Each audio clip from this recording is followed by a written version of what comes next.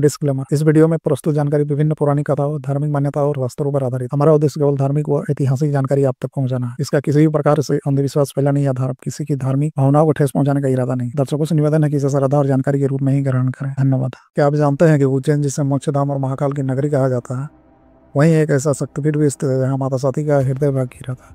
यहाँ की शक्ति को अवंतिका देवी और भैरव को लंबकार माना जाता है। आज हम आपको ले चलेंगे उज्जैन के उसी पावन धरती पर जहाँ श्रद्धा और आस्था का अद्भुत संगम है। वीडियो शुरू करने से पहले आपसे एक निवेदन है, अगर आप भी भारत के पवित्र शक्तिपीठ और रहस्यमय कहानियों के बारे में जानना चाहते हैं तो अभी हमारे चैनल रियल रहस्यमय भारत को सब्सक्राइब करें और वीडियो को लाइक जरूर करें। उज्जैन, जिसे प्राचीन काल में अवंतिका कहा जाता था, हिंदू धर्म के 7 पवित्र नगरों में से एक है। यह नगरी स्वयं भगवान महाकाल की नगरी है और यहीं स्थित है अवंतिका शक्तिपीठ।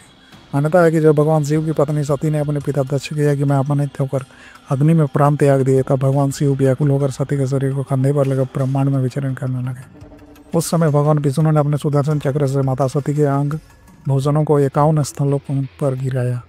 वे सभी स्थान आज सती के पवित्र पीठ माने जाते हैं। उज्जैन में माता शरीर का एक हृदय भाग गिरा था, इसी कारण इसे शक्तिपीठों में विशेष स्थान प्राप्त है। यहाँ देवी को अवंतिका देवी कहा जाता है और भैरव के रूप में लंबकार की पूजा होती है।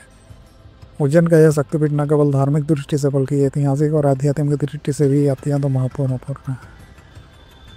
यहाँ श्रद्धालु माता के दर्शन कर अपने जीवन को सफल मानते हैं और विशेष रूप से महाशिवरात्रि, नवरात्रि और श्रावण मास में लाखों भक्त इस धाम में आते हैं। उज्जैन और महाकाल से संबंध। उज्जैन नगरी भगवान शिव के 12 ज्योतिर्लिंगों में से एक है। महाकालेश्वर ज्योतिर्लिंग के कारण विश्व प्रसिद्ध है। कहा जाता है कि माता सती का हृदय यहाँ गिरा और भगवान महाकाल इस नगरी के रक्षक बने। उज्जैन का उल्लेख कई प्राचीन ग्रंथों में मिलता है। स्कंद पुराण और शक्ति संहिता में अवंतिका शक्तिपीठ का विशेष उल्लेख है। यहाँ देवी और महाकाल का अद्वितीय संगम है। एक और माँ की शक्ति, दूसरी ओर भगवान शिव का आनंद स्वरूप।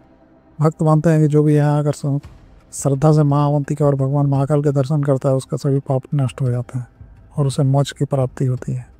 अवंतिका शक्तिपीठ का स्वरूप और दर्शन।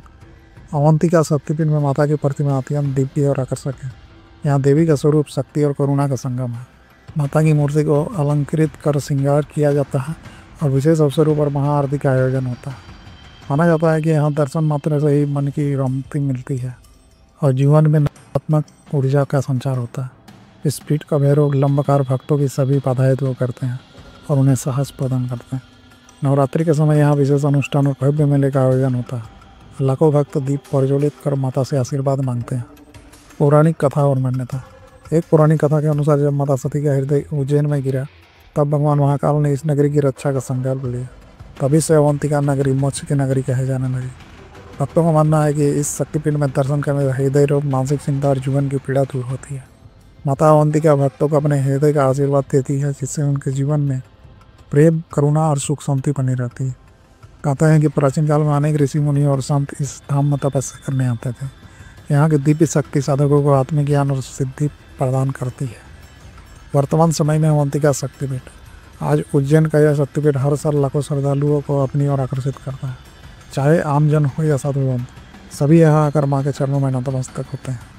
सिंहस्थ कुंभ मेला, जो हर 12 वर्षों में उज्जैन में आयोजित होता है, उस समय इस शक्तिपीठ का महत्व और भी बढ़ जाता है। देश विदेश से आए लाखों साधु संत और श्रद्धालु यहाँ दर्शन कर मोक्ष की प्राप्ति की कामना करते हैं।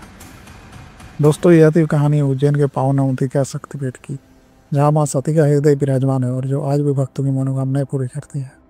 अगर आपको यह वीडियो अच्छी लगी हो तो इसे लाइक और शेयर जरूर करें।